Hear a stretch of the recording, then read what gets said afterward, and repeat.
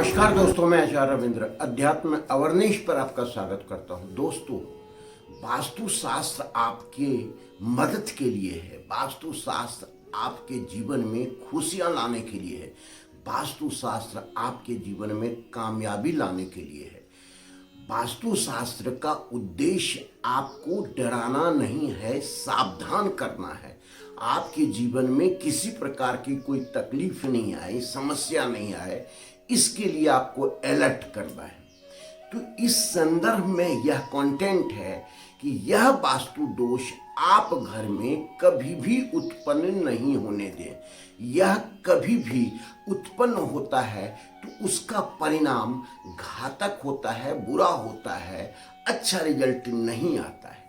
तो ये 3 से 4 वास्तु दोष आपके घर में होना ही नहीं चाहिए।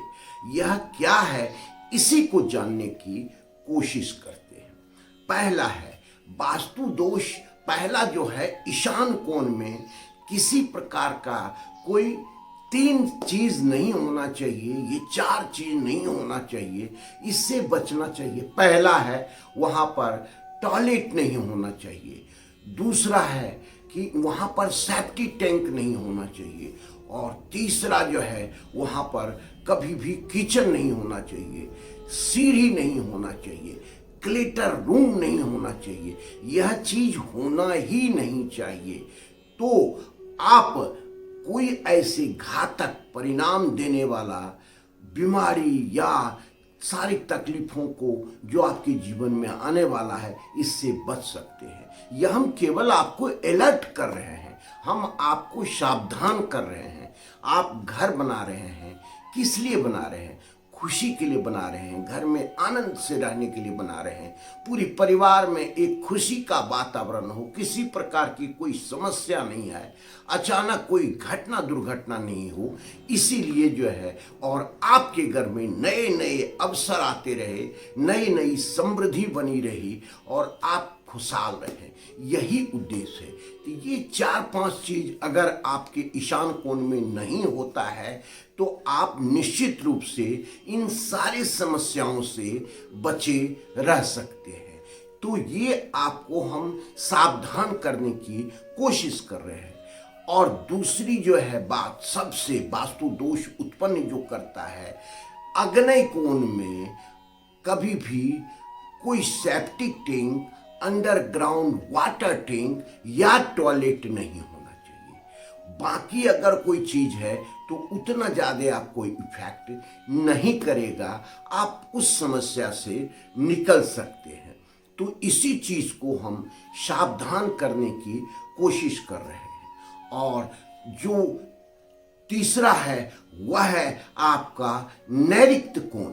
नैऋत्य कोण जो है, वहां पर आपको मेन गेट नहीं हो, ये आप बचें। वहां पर आपका बोरिंग नहीं हो, इससे बचें। ये 2 चीज आपके लिए बहुत घातक हो सकता है।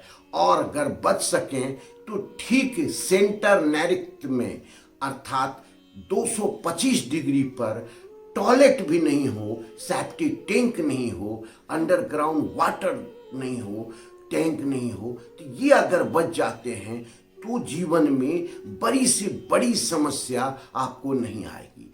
बोरिंग इत्यादि नहीं हो, तो ये सारी चीज आपको इस स्थान पर नहीं होना चाहिए। और चौथा जो है, सबसे घातक है, वह है आपका सेंटर ब्रह्म स्थान में आपका टॉयलेट नहीं हो, सीढ़ी नहीं हो, या क्लेटर रूम नहीं हो, या यूं कहें कि यहाँ पर किचन नहीं हो।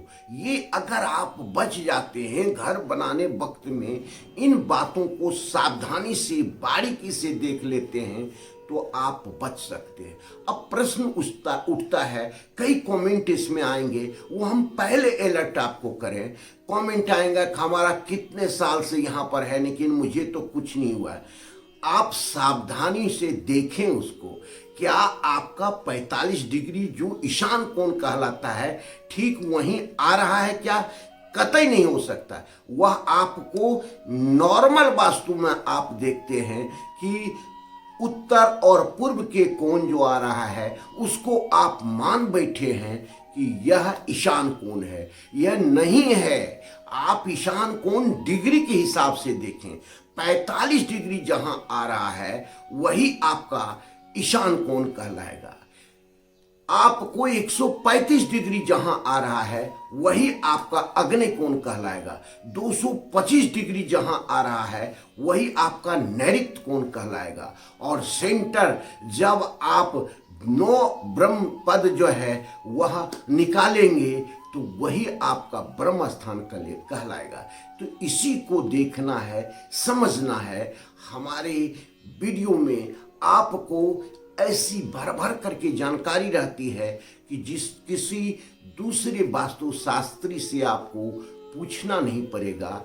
इस संदर्भ में कई वीडियो हम पहले बना चुके हैं, आप उसे सावधानी से जाकर के देख सकते हैं और आप इसका लाभ ले सकते हैं।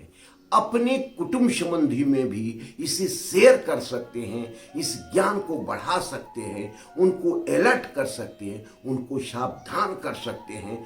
बड़ी बड़ी समस्या उनके जीवन में जो आने वाला है उससे उनको बचा सकते हैं। धन्यवाद। फिर मिलते हैं अगले वीडियो में।